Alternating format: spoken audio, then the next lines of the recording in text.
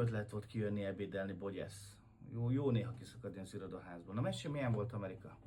Aha. Ó, te jó ég. Ott jön Szandrácska. Igen, tudom, odáig van értem, de hát oké, jó csaj meg minden megvan, de annyira sötét, öcsém, hallod? A néger broki a szájába, neoncső. Múltkor beszélgettünk, mert összefutottam vele ott a WC-nél. Számon kért, hogy miért járok ennyit WC-re. Mondom, mert aranyat szarok, bakker, azért.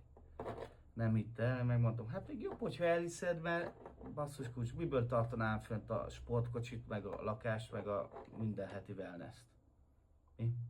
Az 1-2-es Fábia nem sportkocsi?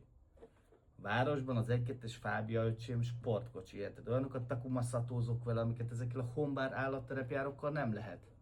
Nem luxus, de sport. Olyan Lamborghini. Szia Szandrácska! Leülhetsz? Nem, beszélgetnénk. Vicces vagyok? Hát csak közepesen. Köszi. Aha. Már megint valami pasi gond? Mi a baj? Most hány pasid van? Most csak egy. Na, haladás. És mi a baj vele? Semmi. Minden jó. Jó az ágyban, gazdag. Mi a probléma? Minden tökéletes, és nem ehhez vagy hozzászokva. Hát, irigylem a problémádat. És nem tudod, mihez kezdjél. Aha, hát, nem lehet egyszerű.